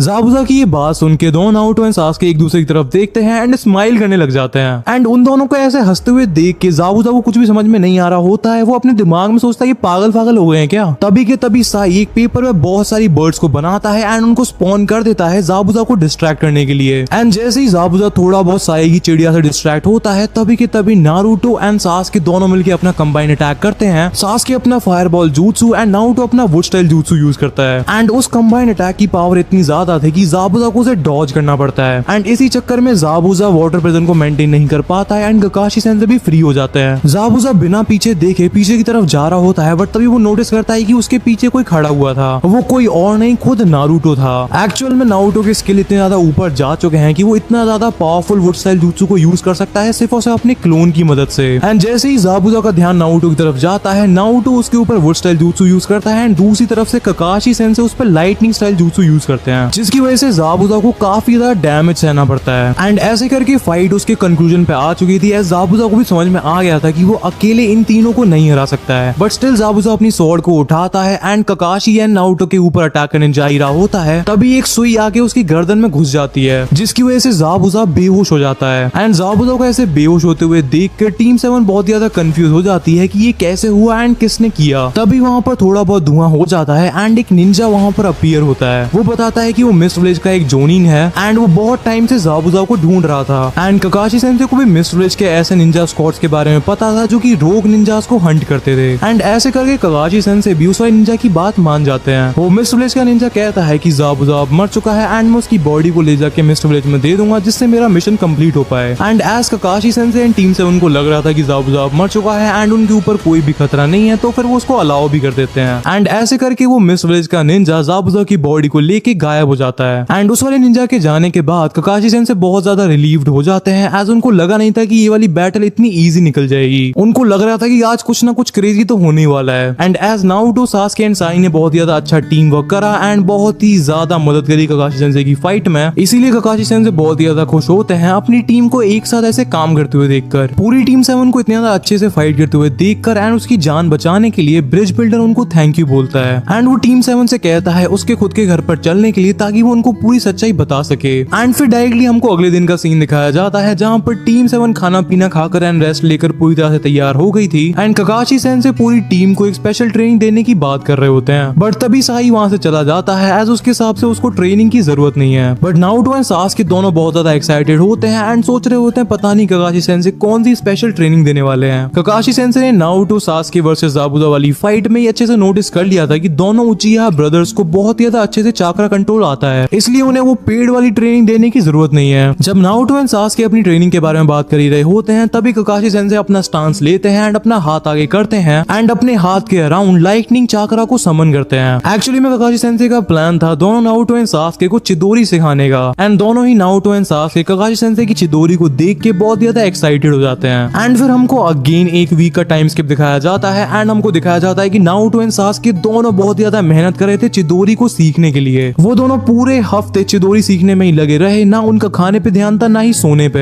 एंड एक हफ्ते के बाद दोनों नारुतो एंड सास्के बहुत ही ज्यादा क्लोज थे चिदोरी को सीखने के, एज दोनों को ऑलरेडी अपनी चाक्रा को मैनिपुलेट करना आता ही था। बट चिदोरी को सीखते टाइम दोनों नारुतो एंड सास्के की अपनी अपनी डिसएडवांटेजेस थी। एज सास्के ने अपने शारिंगन को ऑलरेडी मास्टर कर रखा था, इसलिए वो चिदोरी के फॉर्म को इजीली मेंटेन कर पा रहा था, बट उसका स्टैमिना एंड चाक्रा बहुत ही ज्यादा कम था, जिसकी वजह से वो चिदोरी को 4-5 सेकंड से ज्यादा होल्ड नहीं कर पा रहा था। वहीं पे दूसरी तरफ नारुतो का चाक्रा एंड स्टैमिना बहुत ज्यादा था एंड वो जैसे ही चिदोरी को इस्तेमाल करने की कोशिश करता था वो लाइटनिंग के फॉर्म को मेंटेन नहीं कर पाता था एंड पूरे आसपास बिजली ही बिजली फैल जाती थी। एंड जब सास्के एंड नारुतो अपनी ये ट्रेनिंग कर ही रहे होते हैं तभी ककाशी सेंसे को उनके समनिंग डॉग्स आगे बताते हैं कि जाबुजा जिंदा है। एंड तभी टीम 7 निकल जाती है ब्रिज बिल्डर की मदद करने के लिए, एज उनको पता था कि जाबुजा ब्रिज बिल्डर के ऊपर अटैक करने ही वाला है। पूरी टीम 7 लैंड ऑफ वेव्स के ब्रिज पर खड़ी होती है ब्रिज बिल्डर के साथ में। तभी वो लोग नोटिस करते हैं कि एक बहुत ही ज्यादा डेंस फॉग वहां पर आने लगता है एंड वो धुआं अपने आप में इतना ज्यादा डेंस था कि कुछ भी आसपास देख पाना बहुत ही ज्यादा मुश्किल हो गया था। तभी के तभी जाबुजा ब्रिज बिल्डर के ऊपर अटैक करने के लिए जाता है एंड उसके अटैक में इतनी ज्यादा पावर थी कि अगर उसका ब्लेड ब्रिज बिल्डर को छू भी लेता तब भी ब्रिज बिल्डर आधे में कट जाता and bridge builder almost Gojo बनने वाला ही था कि तभी ककाशी सेंसे जाबुजा में एक लात मार देते हैं एंड ककाशी एंड जाबुजा की फाइट स्टार्ट हो जाती है। एंड तभी हमको दिखाया जाता है कि टीम 7 ककाशी सेंसे से अलग हो चुकी है एंड साई ब्रिज बिल्डर को बचा रहा है। वहीं पे दूसरी तरफ नारुतो एंड सास्के के ऊपर अटैक कर देता है हाकू। अटैक करता है या फिर करती है ये तुम लोग कमेंट्स में डिसाइड करना। नारुतो एंड सास्के वर्सेस जाबुजा की फाइट की वजह से हाकू को पता था कि नारुतो एंड सास्के अपने आप में कितने ज्यादा पावरफुल हैं, इसलिए वो डिसाइड करता है कि वो इस वाली फाइट में बिल्कुल भी होल्ड बैक नहीं करने वाला है। वो फाइट की स्टार्टिंग से ही आइस मिरर क्रिस्टल को यूज करना स्टार्ट कर देता है एंड जब तक नारुतो एंड सास्के रिएक्ट भी कर पाते तब तक हाकू ने उन्हें अपने jutsu के अंदर कैद कर लिया था। नारुतो एंड सास्के हाकू के आइस मिरर क्रिस्टल के अंदर ही फंसे होते हैं। तभी सीन कट होता है एंड हमको ककाशी वर्सेस जाबुजा की फाइट दिखाई जाती है। ककाशी सेंसे ने जाबुजा को हराने का ऑलरेडी प्लान बना रखा था, बट उनको चिंता हो रही थी नारुतो एंड सास्के की। एज ककाशी सेंसे हाकू में से बहुत ही ज्यादा इमेंस एंड बहुत ही ज्यादा मेनेसिंग चाकरा को फील कर पा रहे थे एंड ककाशी सेंसे को समझ में आ गया था कि हाकू का चाकरा जाबुजा से भी ज्यादा है एंड हाकू जाबुजा से भी ज्यादा खतरनाक एनिमी है इस टाइम पर। एंड ककाशी सेंसे बस यही प्रे कर रहे होते हैं कि कैसे भी नारुतो एंड सास्के वहां से जिंदा बच के आ जाएं। हमको उचिहा ब्रदर्स वर्सेस हाकू की फाइट को दिखाया जाता है जहां पर हाकू अपना फुल पावर नीडल्स को फेंकने लग रही होती है नारुतो एंड सास्के की तरफ एंड हाकू को सरप्राइज कर दोनों नारुतो एंड सास्के ने अभी तक सारी हाकू की नीडल्स को डॉज कर दिया था, एज दोनों उचिहा ब्रदर्स के रिफ्लेक्सेस एंड स्पीड बहुत ज्यादा तेज थी। बट दोनों नारुतो एंड सास्के को ये समझ में आ चुका था कि सिर्फ और सिर्फ हाकू के अटैक्स को डॉज करने से कुछ नहीं होने वाला है। अगर उन्हें इस फाइट को जीतना है तो उन्हें हाकू पर भी अटैक करना पड़ेगा एंड इसलिए उचिहा ब्रदर्स अपने सारे पैंतरे लगाने लग जाते हैं हाकू के ऊपर अटैक करने के लिए। बट हाकू उनके हाथ में नहीं आ रहा होता है, एज हाकू एक मिरर से दूसरे मिरर में बहुत ही जल्दी टेलीपोर्ट कर रहा होता है। थोड़े टाइम बाद नारुतो इवन अपने वुडस्टाइल jutsu को यूज करने की कोशिश करता है, बट वो अटैक इतना फास्ट नहीं होता है कि वो हाकू को डैमेज कर पाए। हाकू के अटैक्स को डॉज करते करते काफी ज्यादा टाइम निकल जाता है एंड हमको दिखाया जाता है कि दोनों नारुतो एंड सास्के अब थकने लगे थे।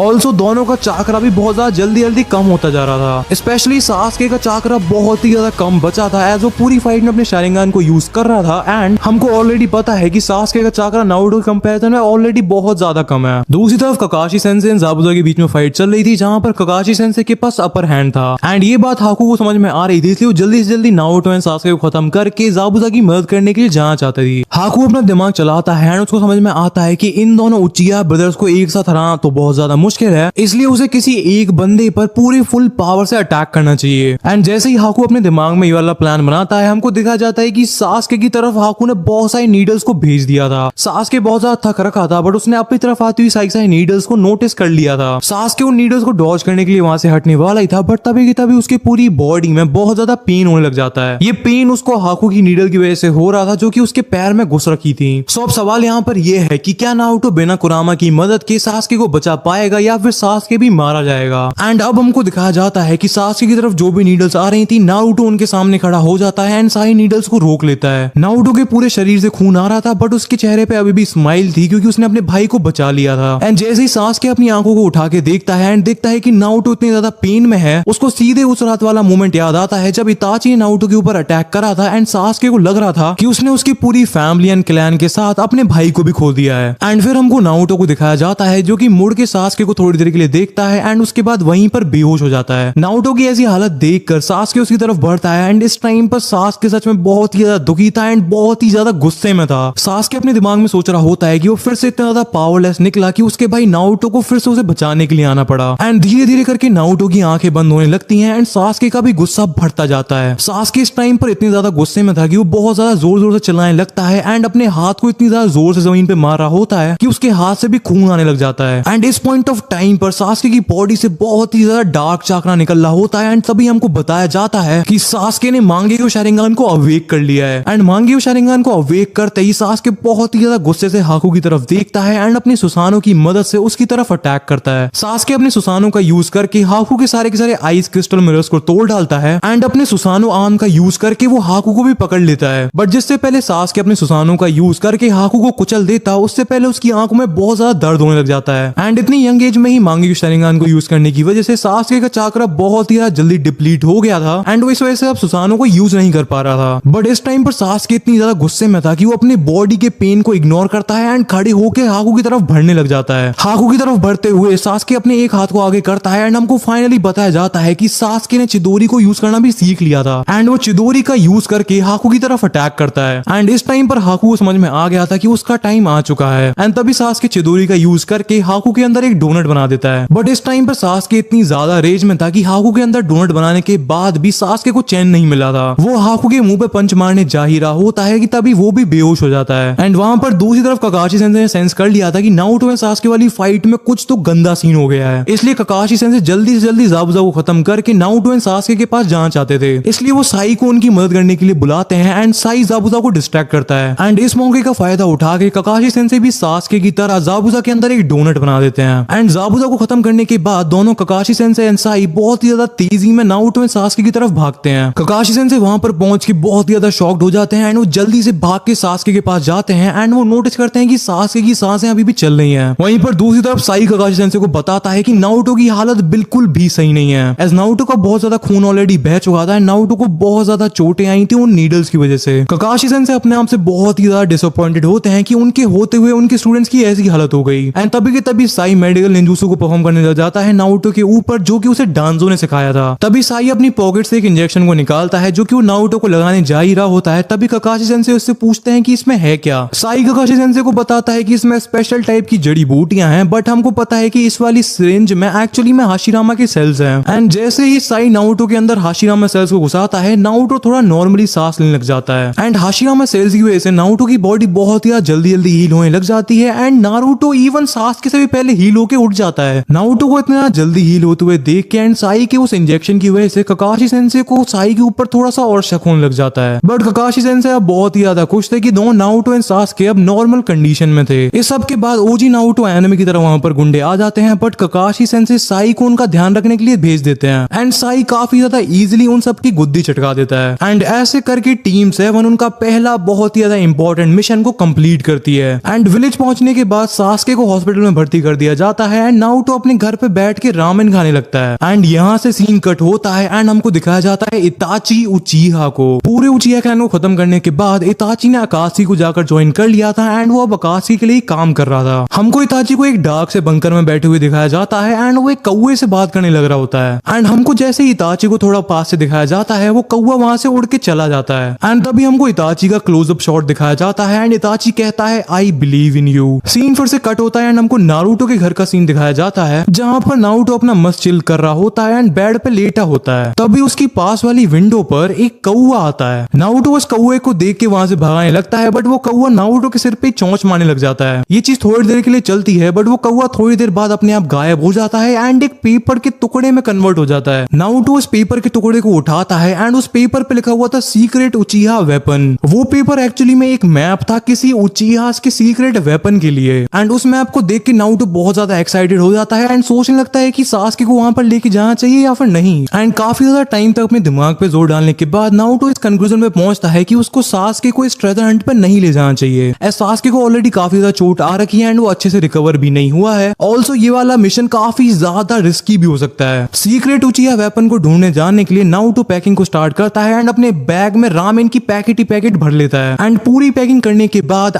बैग में 20-30 पैकेट रामेन भरने के बाद नारुतो निकल जाता है सीक्रेट उचिहा वेपन को ढूंढने के लिए। एंड रास्ते में चलते चलते नारुतो को काफी ज्यादा भूख लगने लगती है एंड काफी ज्यादा रात भी हो चुकी थी। एंड तब नारुतो सोचता है कि अब रामेन खाई जाए। नारुतो अपने बैग से रामेन की पैकेट निकालता है एंड वो रियलाइज करता है कि वो इस टाइम पर एक जंगल में है एंड रामेन को कच्चा नहीं खाया जाता। रामेन को पकाने के लिए पानी की भी जरूरत होती है एंड उसकी बोतल में सिर्फ इतना ही पानी था कि वो अपनी प्यास बुझा सके, ना कि रामेन को पका के खा सके। एंड इस पॉइंट ऑफ टाइम पर नारुतो को समझ में आ जाता है कि उसके पास उतना ही दिमाग है जितना कि आरसीबी के पास ट्रॉफीज हैं। एंड अपने इसी हाई आईक्यू की वजह से बेचारे नारुतो को रात में जंगल में भूखा सोना पड़ता है। अगले दिन नारुतो फिर उठता है एंड निकल जाता है उचिहा के सीक्रेट वेपन को ढूंढने के लिए। एंड जैसे वो उस मैप की मार्क्ड लोकेशन पे पहुंचता है, वो रियलाइज करता है कि वहां पर जितने भी गार्ड्स थे वो ऑलरेडी मर चुके थे। मैप पे जो लोकेशन मार्क हो रखी थी वो एक्चुअली में एक गुफा थी। नारुतो उस गुफा के अंदर जाता है एंड जैसे जैसे वो आगे बढ़ता है उसको समझ में आता है कि इस गुफा के जितने भी ट्रैप्स थे उन्हें ऑलरेडी किसी ने डिसेबल कर दिया था। एंड उन ट्रैप्स को ऐसे काम ना करते हुए देख के नारुतो काफी ज्यादा अलर्ट हो जाता है एंड सोचने लगता है कि इस वाली गुफा में पहले से कोई आ रखा है। नारुतो धीरे धीरे करके गुफा के अंदर जाते जाता है एंड अचानक से वो लुढ़कने लग जाता है एंड लुढ़कते लुढ़कते वो एक चैम्बर में पहुंच जाता है। नारुतो उस वाले चैम्बर में बहुत ज्यादा जोर से आके गिरता है एंड उठते ही कहता है, बेकार है भैया, मैं तो टूट गया।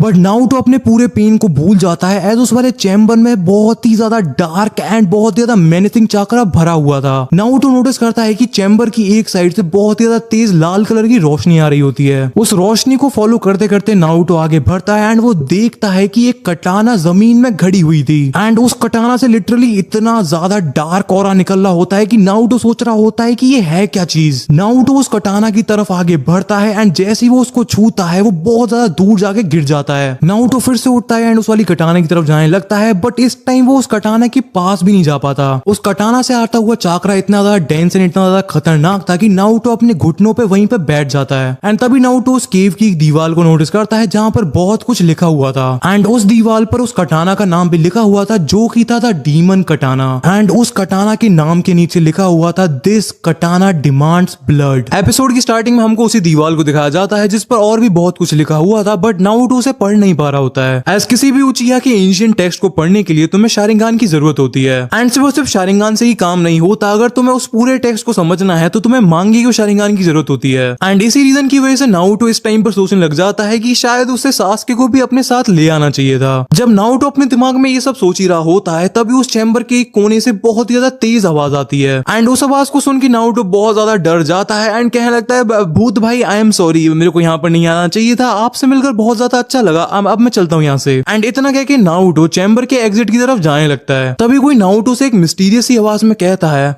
नारुतो उचिहा, इताची का छोटा भाई एंड फुगाकू की तीसरी औलाद। एंड इस आवाज को सुन के तो भाई लिटरली नारुतो की फट के हाथ में आ जाती है एंड वो वहां से फुल स्पीड में भागने लग जाता है। नारुतो उस उचिहा चैम्बर में इधर से उधर भागने लग रहा होता है, बट उसे वहां से निकलने का एग्जिट नहीं मिल रहा होता है। एंड फिर काफी देर तक चैम्बर में भटकने के बाद नारुतो इन दी एंड वहीं पे पहुंच जाता है जहां पर डीमन कटाना रखी होती है। नारुतो थक हार कर उसी चैम्बर के एक कोने में बैठ जाता है एंड इस टाइम उसको लग रहा होता है कि उसका गेम ओवर हो चुका है। एज ना ही उसने 3 दिनों से कुछ भी खाया था एंड ना ही अब उसकी बोतल में पानी बचा था। ऑल्सो उसने अपनी पूरी की पूरी एनर्जी चैम्बर की एग्जिट को ढूंढने में लगा दी थी, बट इतना ज्यादा ढूंढने के बाद भी उसे चैम्बर से निकलने का रास्ता नहीं मिला था। एज ही उचिहा कंपाउंड अपने आप में बहुत ज्यादा बड़ा था एंड ऑलमोस्ट एक भूल भुलैया की तरह था। नारुतो ने अपनी सारी होप छोड़ दी थी एंड उसको लग रहा था कि वो इसी चैम्बर में मरने वाला है, बट तभी नारुतो को वो मिस्टीरियस आवाज फिर से सुनाई देती है, मेरे को नहीं लगता कि तुम्हारे पास भागने के लिए अब और ज्यादा एनर्जी बची होगी, इसलिए मेरी बात को ध्यान से सुनो। तभी नारुतो के सामने से एक व्हाइट कलर की बिल्ली उसकी तरफ चल के आ रही होती है, बट इस टाइम पर नारुतो इतना ज्यादा भूखा था कि उसको बिल्ली दिखाई ही नहीं देती है। उसको सिर्फ और सिर्फ एक चीज दिखाई दे रही होती है, खाना। एंड तभी नारुतो उस बिल्ली की तरफ कूद जाता है उसे पकड़ने के लिए, बट वो बिल्ली नारुतो के कान के नीचे इतना जोर का थप्पड़ मारती है कि नारुतो होश में आ जाता है। नारुतो उस बिल्ली को देख के काफी ज्यादा सैड हो जाता है एंड कहता है कि पता नहीं ये बेचारी बिल्ली यहाँ पर कैसे फंस गई। एंड इतना बोलकर नारुतो उस प्यारी सी बिल्ली को उठाने के लिए जा ही रहा होता है कि तभी वो बिल्ली नारुतो के दूसरे कान के नीचे एक बहुत जोर का थप्पड़ मार देती है। वो बिल्ली नारुतो से कहती है कि तू सच में एक उचिया ही है ना, तेरे ब्रेन सेल्स कुछ ज्यादा कम नहीं है सफेद बाल वाले बुड्ढे। एंड उस बिल्ली को बोलते हुए देख के नारुतो बहुत ज्यादा शॉक्ड हो जाता है एंड उससे कहता है कि तेरे बाल भी तो व्हाइट है, सफेद बाल वाले बुड्ढे बिल्ले। एंड ऐसे करके नारुतो एंड उस बिल्ले के बीच में फाइट स्टार्ट हो जाती है। थोड़ी देर तक एक दूसरे की गुद्दी सुझाने के बाद नारुतो एंड वो बिल्ला चैम्बर के एक कोने में थक के बैठ जाते हैं। एंड फिर वो बिल्ला अपने आप को इंट्रोड्यूस करता है एंड बताता है कि वो उस पूरे उचिया कंपाउंड का कीपर है एंड डीमन कटाना को प्रोटेक्ट करने की भी रिस्पॉन्सिबिलिटी उसी की है। वो क्यूट सा बिल्ला नारुतो को बताता है कि उसका नाम बाजी है एंड वो कई सेंचुरी से उचिया क्लैन के लिए काम कर रहा है एंड इस उचिया चैम्बर को भी प्रोटेक्ट कर रहा है। नारुतो बिना टाइम वेस्ट करे बाजी से पूछता है कि ये डीमन कटाना यहाँ पर कैसे आई एंड वो कितनी ज्यादा पावरफुल है। एंड इसी के साथ बाजी डीमन कटाना की हिस्ट्री को समझाना स्टार्ट कर देते हैं। बाजी नारुतो को बताते हैं कि काफी सेंचुरीज पहले उचिया क्लैन की हालत काफी ज्यादा खराब थी एंड उस टाइम पर उचिया क्लैन के पास उनका फेमस डोजुत्सु शारिंगन भी नहीं हुआ करता था। अलग अलग क्लैंस उचिया क्लैन को एज असैसिन्स यूज करते थे एंड उचिया क्लैन के मेंबर्स को दूसरी क्लैन की वॉर्स में जाना पड़ता था। उस टाइम पर उचिया क्लैन के लीडर को द उचिया किंग करके बुलाया जाता था, जो कि सारे उचियास के ऊपर रूल किया करता था। इस टाइम की तरह उस टाइम पर भी उचिया क्लैन के मेंबर्स बहुत ज्यादा गुस्सैल एंड घमंडी हुआ करते थे, जिसकी वजह से उनके किसी भी और पावरफुल क्लैन के साथ फ्रेंडली रिलेशंस नहीं थे। उस टाइम पर एक रूल हुआ करता था जिसके हिसाब से उस टाइम के 4 सबसे ज्यादा powerful clans, the Uchihas, the Uzumakis, the Senjus and the Sarutobis, साल में एक बार मीटिंग करने के लिए साथ में आया करते थे। उस मीटिंग का ऑब्जेक्टिव ये था कि इन चारों पावरफुल क्लैंस के बीच में शांति बनी रहे, क्योंकि हर किसी को पता था कि अगर इन पावरफुल क्लैंस के बीच में फाइट हुई तो पूरी दुनिया का तबाह होना तय है। पूरी दुनिया में अच्छी खासी शांति चल रही थी, पर ये साले उचिया क्लैन वाले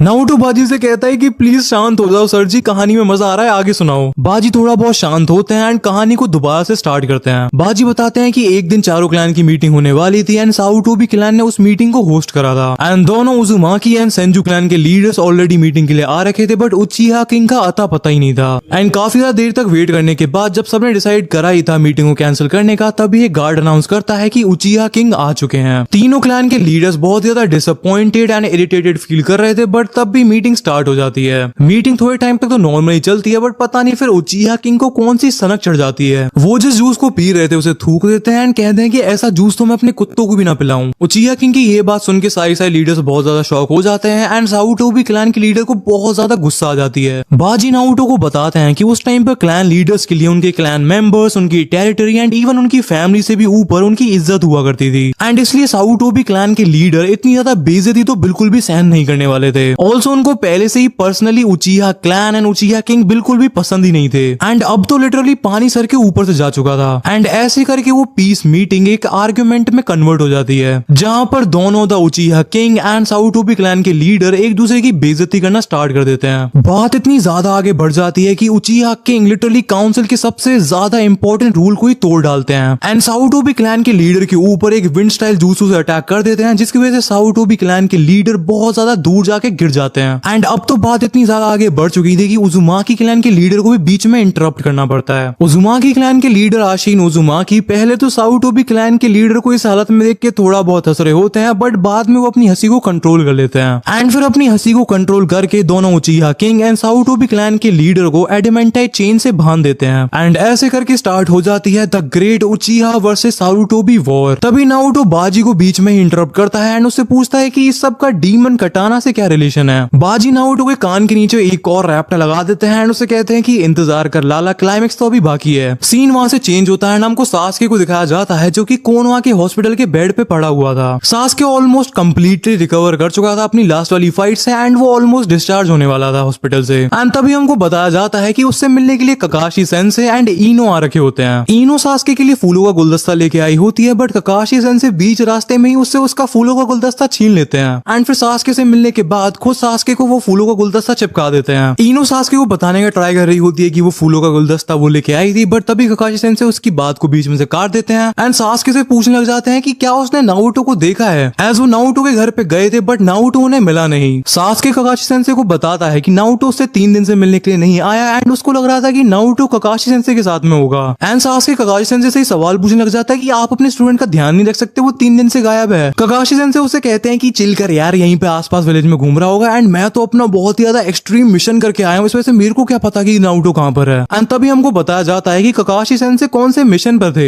एक्चुअली में जिराया सेंसे की बुक की नई वॉल्यूम रिलीज हुई थी एंड 3 दिनों से ककाशी सेंसे अपने रूम में घुस के उसे ही पढ़ने लग रहे थे। ककाशी सेंसे सास्के से कहते हैं कि नारुतो तो मिल ही जाएगा, बट मैं देखो यहाँ पर ये बताने आया हूँ कि चूनिन एग्जाम स्टार्ट होने वाले हैं एंड अब टाइम आ चुका है ट्रेनिंग करने का। एंड ऐसे करके ककाशी सेंसे दोनों इनो एंड सास्के को चूनिन एग्जाम का फॉर्मेट समझाने लगते हैं। वो उनको बताते हैं कि कैसे पहले फर्स्ट ऑफ डेथ वाला एग्जाम होगा एंड उसके बाद 1-on-1 बैटल्स होंगी एंड फिर लास्ट में जाके चूनिन्स को सेलेक्ट किया जाएगा। दोनों सास्के एंड इनो चूनिन एग्जाम की डिटेल्स को समझ जाते हैं एंड सास्के ककाशी सेंसे से कहता है कि मैं कल से ही ट्रेनिंग स्टार्ट कर दूंगा। ककाशी सेंसे सास्के से कहते हैं कि मेरे को अपनी टीम पर पूरा भरोसा है, तुम लोग काफी ज्यादा पावरफुल हो, बट तुम्हें एक अजीब सी कटिंग वाले निंजा की टीम से बच के रहना पड़ेगा। एंड तभी लास्ट सीन में हमको दिखाया जाता है the 4th Hokage Minato Namikaze and Kushina के बेटे the Jinchuriki of the 9 tails and Guy sensei के स्टूडेंट को द मेनमा उजुमाकी। सीन एक लास्ट बार कट होता है एंड हमको दिखाया जाता है बाजी एंड नारुतो को जो कि डीमन कटाना के पास में खड़े हुए थे। हमको नारुतो की आंखों का एक क्लोजअप शॉट दिखाया जाता है एंड फिर लास्ट फ्रेम में हमको एक तरफ दिखाया जाता है मेनमा उजुमाकी को जिसके अंदर कुरामा का चाकरा था एंड दूसरी साइड हमको दिखाया जाता है नारुतो उचिया को एंड वो डीमन कटाना के पास में खड़ा हुआ था। एंड ऐसे करके आज वाला एपिसोड यहाँ पर खत्म होता है। सो अगर तुम्हें इस सीरीज के एपिसोड सबसे पहले देखने हैं एंड चैनल को सपोर्ट करना है तो तुम मेंबरशिप को ज्वाइन कर सकते हो। एज भाई ऐसी वीडियोस बनाने में बहुत ज्यादा टाइम एंड एफर्ट लगता है। मेंबरशिप ज्वाइन करने के और भी काफी सारे बेनिफिट्स हैं जो कि मैं धीरे धीरे और भी ज्यादा बढ़ाता रहूंगा। एंड अगर तुम किसी भी वजह से मेंबरशिप को ज्वाइन नहीं कर सकते हो एंड स्टिल सपोर्ट करना चाहते हो तो वीडियो को लाइक कर दो एंड एक प्यारा सा कमेंट छोड़ दो एंड अगर हो सके तो अपने दोस्त को इस सीरीज को शेयर कर देना जो कि नारुतो देखता हो। एंड मैं मिलूंगा तुमसे नेक्स्ट एपिसोड में या फिर किसी और क्रेजी वीडियो में, तब तक के लिए पीस आउट, बाय, सायोनारा।